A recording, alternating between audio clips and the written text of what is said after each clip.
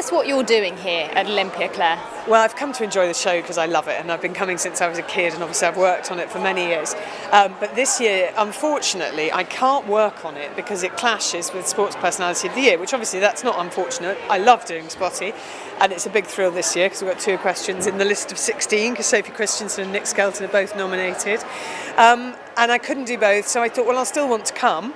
So I came Thursday afternoon with my nephews and my niece, and they love it. And then I came tonight to watch the Jockeys Challenge, the Injured Jockeys Fund. And then also I'm signing copies of my book, so I get to stay, I sit out here at the Pony Magazine and everyone comes along, means I get to have a chat with lots of people, which is lovely. And without giving too much away, give us a brief synopsis of the book. Of this.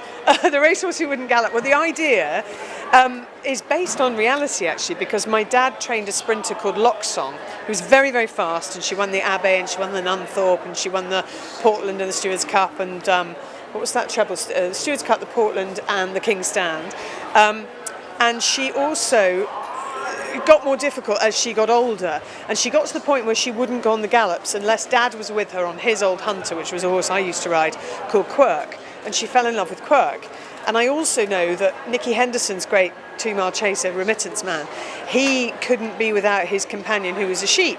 And even when they tried and swapped the sheep for another sheep, he knew and picked it up in with his teeth and threw it out the stable. So it's true that racehorses do sometimes form huge attachments, and they won't go anywhere without another animal, or indeed to a person they form a very strong attachment. So the idea was a racehorse who kind of won't go anywhere without this pony called Percy, who's greedy and vicious and ugly and not very nice.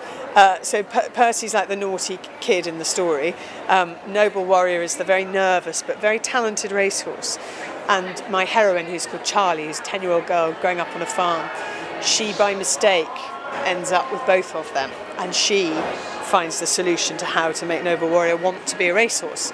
So that's the idea. What happens if you're bred to do a thing and you don't want to do it? How do you solve that problem? And there's a lot of, sort of animal, there's a lot of intuition in there, but it's a lot about a relationship and working as a team. And it's great fun to write. And I just bumped into a kid who's read it and stopped me and said, when's the next one? What's going to happen next? Which is lovely.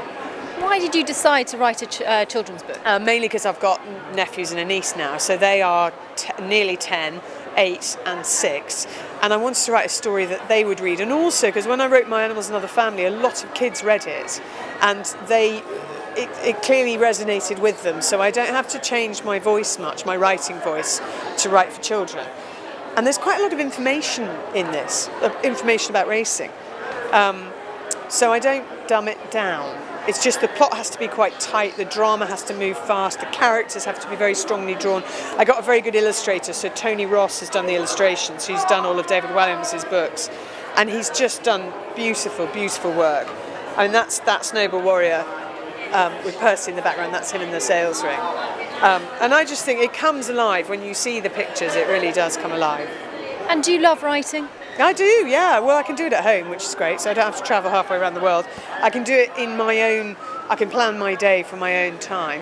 So as long as I'm still getting outside and moving and not sitting down all day, because it can be a bit sedentary, I love what it does to my brain though. So for example, for the next book, I know the plot, I know the new characters I'm going to introduce, I know who's still going to be strong from this book. I'll do a chapter plan, which I really should have done already, but I haven't. I'll do a chapter plan, and I need to sit down and start writing it as soon as Christmas is over. Fantastic. Now, you've obviously been involved with horses all your life.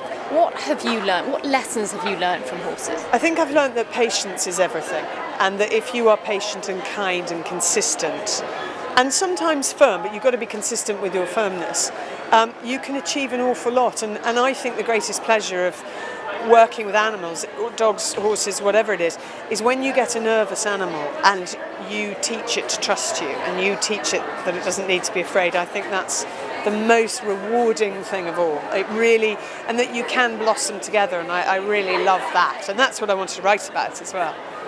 Finally, reflecting on 2016, it's been another fantastic year for British equestrian performances. Has there been a particular highlight for you? Well, Nick Skelton winning the gold medal, obviously, in Rio was amazing. I mean, that day was the same day that the hockey women won their gold medal. And for me, it was the top moment of the Games, the top day of the Games. And that was in a Games where we were winning sort of 4 and 5 gold medals a day. I mean, it was extraordinary. But I think William Fox-Pitt coming back from his injury and managing to get to the Olympics, and although he had a run out in the cross country, just the fact that he led after dressage, that he completed, that he is, that's an amazing recovery for somebody who really nearly died. So it's great to see that, and Andrew Nicholson as well coming back from what looked a career-ending injury. So eventing can be very cruel, but it is hugely heartwarming to see the two of them, healthy as they can be again, and obviously competing again.